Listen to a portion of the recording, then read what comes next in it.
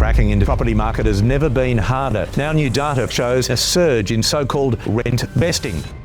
Rentvesting could be a better strategy than getting your PPOR first. Getting this wrong, it can set you back in half a decade. If this goes wrong, all chips are out. You're going to be waiting another 3 or 5 years to reload and go again. What sort of assets should a first-time investor be looking at? The ability for capital growth quickly into the portfolio. We've had a lot of clients that we've been able to generate equity very quickly into that first asset, which has enabled their second and third purchase in a faster concession than they probably expected. What about regional assets? That's my concern. Social media, they're going to push you firstly to regionals, push you to house and land packages. They're going to get you in to buy high density apartments that are very easy to buy. And typically the supply and demand fundamentals are out of whack and you need to do an aggressive accumulation phase. So I much prefer location quality over asset quality. Get that right. And if it does well, it's going to set you up. You're listening to the Follio Property Podcast. I'm Reece Beddall and I'm here each week with my co-host Lachlan Delahunty. Lachlan, we did it. We've launched the National Investment Report. There's going to be a link in the show notes. Scan the QR code if you're watching it on YouTube as well, on the TV. A lot of people do this. Reviews are coming in thick and fast, but we need more 5-star reviews on the podcast. Yeah, and any comments around what you want to see more or less of? Any sort of comments sort of help navigate who we get on and the direction we take? Absolutely. And we do listen to those comments. So today's episode actually is off the back of some comments in YouTube, some feedback we've received from some of our listeners. And that was actually, we did an episode with yourself where you kind of unpacked your portfolio and what your strategies and plans are in 2026. Big feedback we got was there was a lot of listeners out there that aren't in the same situation as yourself. So they really wanted to touch on maybe a first-time investor or a second-time investor. What are some strategies they can implement in 2026? Okay. And I think the good takeaway there, if you are listening and there's specific things you want us to talk about on this podcast, please put in the comments now what you want to hear more of, what topics you want us to cover, because we're here to serve you. So if it's something that you want to know more about or we want me to take a deep dive into, happy to. So please comment. Absolutely. Okay, Lachlan, you speak on the podcast frequently about strategies or phases when it comes to building a property portfolio. Knowing the target market here, first-time investor or a second-time investor, what sort of phase or strategy should they be in at the moment? Will likely be a rentvestor, first home buyer. So naturally they're going to be in a very much an aggressive accumulation phase. So that's probably the difference from a divestor or a debt reduction strategy or a seasoned investor, probably taking a slightly different approach to their portfolio. So I think that's what we're discussing, right? Someone that's trying to accumulate and build equity quickly. Yep. And black and white, what is an accumulation phase? You've obviously explained that there, but is there one phase or is there elements to that accumulation phase throughout their portfolio? No, through a life cycle of property investing, you will go through various accumulation phases.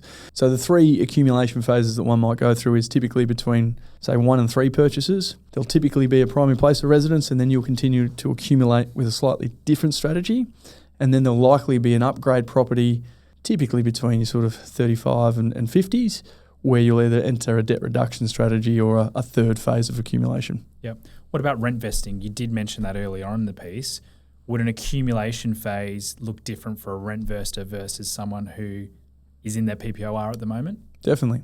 And the reason for that is because you're debt structuring, because obviously you're paying off your home as a mortgage. And so your exposure to risk appetite, cash flow becomes very, very different to those that are in a rent vesting strategy where, you're not as committed to paying. You can always increase or decrease your rent depending on how you want to change your lifestyle. So there's certainly different strategies when you're looking at a rentvestor versus someone who owns their home and is investing, because cash flow becomes more important in that second bucket, those who own their home, than it is when you're a rentvestor. Yeah. The Aussie Dream's always been to own your home, but it's definitely shifted with the rise of the rentvestor, and that could be down to affordability issues. You've only got to look at the East Coast where that's quite prominent. But is it purely a lifestyle choice why you'd go down one particular route, or do you think in this day and age where the property prices are, how hard it is to get on the property ladder, that rent vesting could be a better accumulation strategy than getting your PPOR first? Yeah, it comes back probably to a podcast we did a couple of weeks ago, Reece, where you've got to, what is your strategy? So what's your life goals? What's happening in your personal world? Because there's a lot of noise out there at the moment saying that people should rentvest forever and that's how you build it. It's the tax outcome, etc. And it's all BS in my eyes, because buying a home is a huge part of your property journey and forms part of your strategy. Typically, the average Australian will buy between 2 and 3 homes because you progressively want to live somewhere else and you get a larger family and things change. So buying a home is typically always going to be part of a person's portfolio.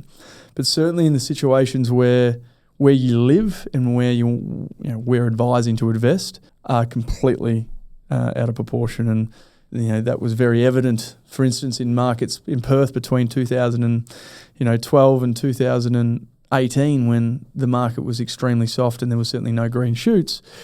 It was very difficult for Perth people at that time to justify purchasing their home as part of their larger strategy when there was other markets around Australia that were certainly representing far better value from an investment point of view in terms of the data that was coming through. So, you've got to take into account personal scenario, your availability to debt, because understand when you buy a home, that chews up a large part of your serviceability because you're not getting a rental income. That's where rent vesting has become really, really topical. Rent vesting and trusts to increase your serviceability, so you accumulate far more aggressively in terms of your exposure, number of investments in your portfolio. And then the third is aligning potentially your personal goals around what markets are moving at what points in the cycle. That's fascinating, because I think when we first started talking about this subject, I thought it was really about capital growth. But from what you're saying there, it is important to kind of free up that cash flow in order to keep going again and again and again. Yeah, cash flow is the core of any portfolio. If you don't have it, you're not going to be able to service, and serviceability is what allows you to take on more debt. So again, like I said previously, those in a rent vesting strategy can probably be more aggressive on capital growth in comparison to cash flow than those who've got a primary place of residence. Cash flow typically is more tight, or serviceability becomes certainly more difficult when you've got your home and debt tied up in that. Okay, let's go and give a bit of an example, I guess, of a first-time investor or even a second-time investor. We constantly talk on the podcast about blue chip assets, long-term compounding growth are the premium assets you want to be getting into. Looking at the property prices now across the country, it's going to be hard for a first-time investor to get access to some of those assets, or maybe be limited to the types of assets they can get. So maybe it might only be a unit in a particular area, they can't afford a house. With that in mind, with the prices at the moment, what sort of assets should a first-time investor be looking at? Yeah, first-time investor who's trying to build a portfolio, what's key is the ability for capital growth quickly into the portfolio without taking on large amount of risk, because the problem is with your first asset, it's really the cornerstone in your portfolio. If it does well, it's going to set you up. And we've had a lot of clients recently that we've been able to generate equity very quickly into that first asset, which has enabled their second and third purchase to probably occur in a faster concession than they probably expected, and probably what we forecasted, because they've bought so well. But you can't expose them to high levels of risk, because you get that wrong for a first-time investor, and we've seen it, we've spoken about in our personal worlds, getting this wrong. In the wrong market and the wrong asset, it can set you back half a decade. So it's getting high capital growth assets without getting too much exposure to, something could be extremely volatile. Yeah. What about regional assets? From an affordability play at the moment, and actually you look post-COVID, regional assets have outperformed capital cities. That seems to be a popular option for clients when they're first starting out.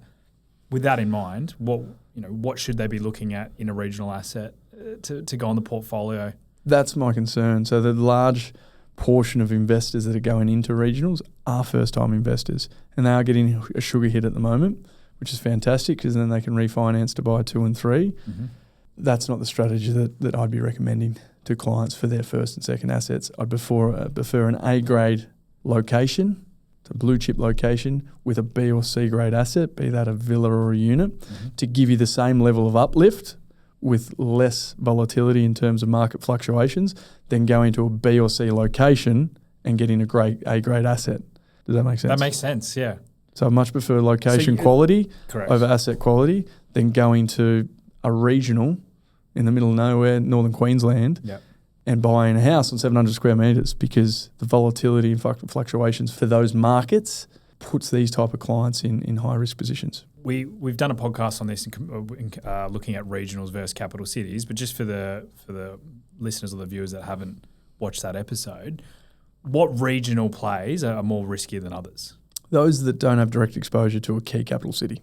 And that's, so it's been within proximity to ride the fundamentals of those capital cities. So an example of that, Reece, look, we spoke about on that podcast, Newcastle to a Sydney, we like that as, if you deem that as a regional play, or a Geelong to a Melbourne, we see them as... It's almost like a metropolitan regional. You'd almost label them, Reece, as a metropolitan regional, right? So key access within typically 2 hours, ideally an hour of a key capital city. Really comfortable with that. Where I get concerns is these isolated remote regionals, which we've spoken about a lot on the podcast, that are getting flooded by investors. Like, again, fantastic to have in the portfolio if it's making less than 5 or 10% of your total exposure in the markets. So for our more seasonal investors that can afford to take a risk, or in a different phase, in that second or third phase of accumulation, I'm okay with it because we've already got A-grade blue chip exposure in the markets. But for that first-time investor that are going all chips in, and you're riding this market, if this goes wrong, all chips are out, you're going to be waiting another 3 or 5 years to be able to reload and go again. They're the ones where I have concerns because, timing's been right. Post-COVID, the last 5 to 6 years, it's been extremely favourable market conditions. History would tell us those conditions aren't going to hold up forever. So if you mistime those markets, you could put yourself behind very, very quickly. So in that accumulation phase, again, I'm pro-location. Get that right. And if you can't get the asset type in terms of an established house, well, what's the next best option that we can get for the budget that you can get to? Yeah. Hearing what you're saying there, I mean, some really good tidbits in terms of what type of assets to be looking at and be careful of the riskier assets. Yeah. Sorry, just to jump in. What you're going to see on social media, other podcasts and other books, they're going to push you firstly to regionals. If they're not selling regionals, they're going to push you to house and land packages. If they're not pushing that, they're going to get you in to buy high density apartments. So these are all things that are very easy to buy. And when they're easy to buy, they're typically, the supply and demand fundamentals are out of whack. So they're the 3 things to be concerned of, just to help summarise that for our listeners. Yep. Okay, so don't buy them. Don't buy them. So when we're talking through, expanding a portfolio or really starting to leverage, just to summarise kind of some of the things you've said there, you really want to be looking at A-grade location, not necessarily A-grade asset if the budget can't afford that. Correct. Then once you start to build on that portfolio, that's when you can start to look at maybe some regionals. Some more speculation. More speculation. And it has worked, right? And we're not completely against it. And personally, I've invested in these speculative areas, these regional areas, and they've done really well for the portfolio. Yep. But you go to the races and you put money on something paying 20 to 1 and it comes off, it's fantastic. But, 9 times out of 10 it probably won't. And that's the scenario I want people to look at these things. They can work and they have been working, but they're not going to work forever. So it's just making sure that you're not overexposed. Okay. Let's say someone has followed a similar strategy to what you've implemented there. They've got one investment property. Budget probably at the time didn't allow them to get an A-grade location, A-grade A-grade asset. But they've followed kind of a similar structure to you. They've gone A-grade location, maybe they've got a B or C-grade asset. That's done well. They've accumulated some equity. When's the right time to go again?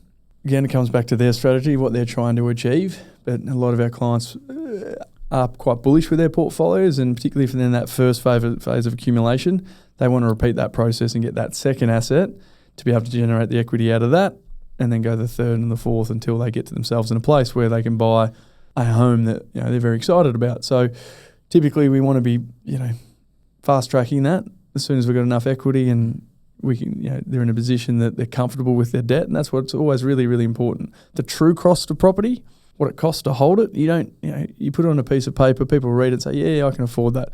But wait until all the mortgage repayments and the hot water system breaks and you have a vacancy for 3 weeks and then your tenant didn't pay for 2 weeks. So for me, it's really important that our clients feel that and understand that and are comfortable with that before they go into that next property. So straight away, 2 weeks after that one's settled, we've had situations where they've got 20% equity by the time it's settled, Reece. They're like, we're ready to go again. It's like, just hold horses. Sit with this for a couple of months, understand the true cost of holding this, and then we'll have another meeting and talk about it. And you find their tune changes a bit when they're like, geez, I didn't realise that land tax is paid every year, not like stamp duty where it's paid one off. I didn't realise that I was going to have to, fork out $2,000 for the AC that went, the bus the second week the tenant moved in. So it's understanding that. Once they're comfortable with that, we can talk about that second and or third property very, very quickly. And that strategy will change from the first to the second or the third. Like I said, I'm typically more conservative on that first asset than I potentially would be for the second or the third, because you're starting to get ideally some diversification in the portfolio. And that second and third asset, likely the third, is when you can start to explore some of those more speculative regional plays. Because you may already have 1 to 2 A-grade assets in the portfolio. You can have a little bit more speculation. It's interesting you mentioned there with getting comfortable with the debt and comfortable with, I guess, having that buffer there in case something goes wrong. I think what I've found with a couple of my investment properties, they tend to go wrong in the first couple of months because you haven't had anyone living in there, then someone's living in there, and that's where all the issues happen. And then once, I was literally just doing a UK tax return last night, and I was looking at my annual sheet from my property manager, and all my costs came in the first 3 months of the tenant living there. Yeah. So if I'd gone all in and had some capital growth and wanted to went go second again, property and third property before that one had even settled, you'd have been sitting there going, I'm going to have to sell one of these. Correct. It's the last thing. You don't want. I know everyone wants to get on the property ladder. Everyone wants to make as much money as they can, as quickly as they can. But you don't want to put yourself in so much stress and anxiety and, what causes more marriage breakups in the world? It's money-related issues, right? So just don't be so bullish. Like, you want to doesn't think we can't be proactive. We just want to be a little bit more cautious in how we approach the portfolio.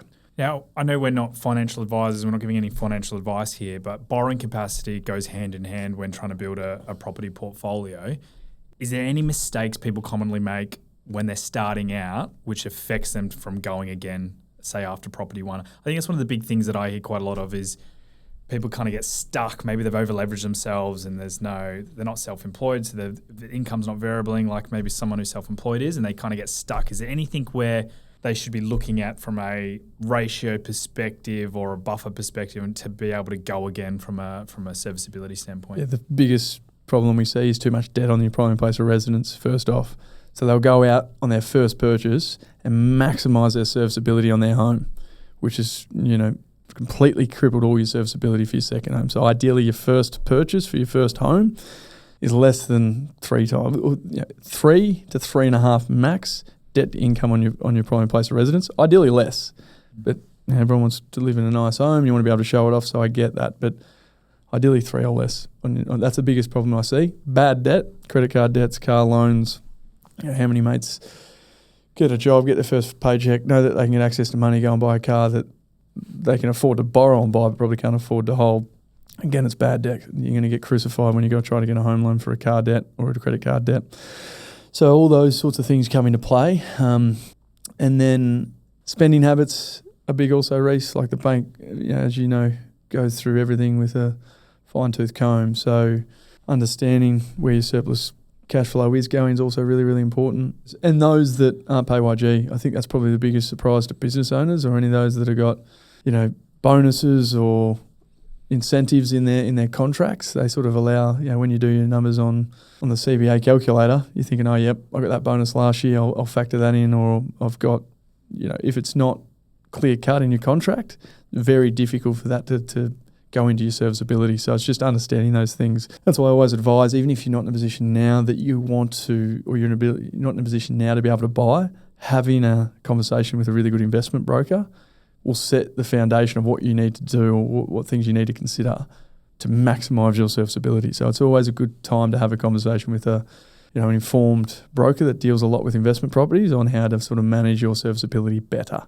I mentioned earlier, the Aussie Dream is to own your own home, but is owning your PPOR too early the biggest handbrake in building your portfolio? It is. I think this is probably the most common mistake I see in building out a portfolio is people investing far too much capital and serviceability into their home initially, failing to understand the repercussions that will have on their serviceability when they then enter the accumulation phase. So with that in mind, the other strategy obviously is a Rentvestor, which you've touched on previously. With a Rentvestor, should they be coming in with the same mindset as what someone who's got that PPOR? They've obviously got probably different objectives in mind in terms of PPOR person. I'm assuming he's probably wanting to pay off the principal place. That's not always, and there's always a good place for a prime place of residence. Just means don't go and spend all your serviceability on that, so you can't invest. So there's two trains. I like the buy your home strategy, particularly in a rising market. Silly if you don't. One of the best vehicles for wealth. But just don't overcapitalise so you chew up all your serviceability on that home. But yeah, it is a different strategy, investment strategy. Well, that's good to know actually, because I think a lot of people in this market, especially in we have a lot of Perth listeners, obviously. That's probably a strategy they've implemented over the last 3 or 4 years. And done really well in a tax-free environment. Yep.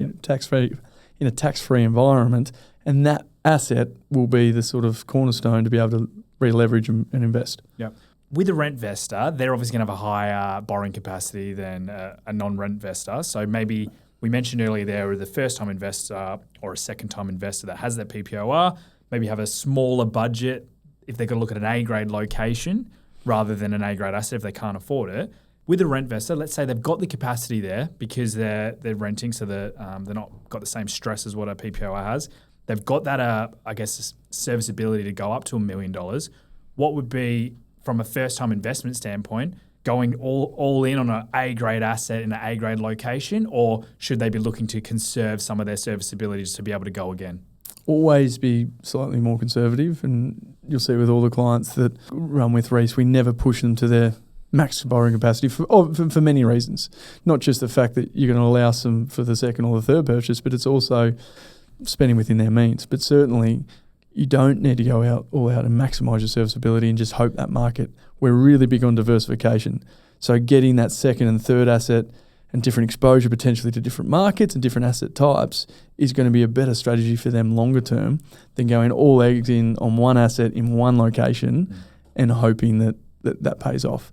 Equally, if it comes a conversation around budget, and this is where I get asked, well, if I had $1 million, should I buy one asset at $1 million or two at 500?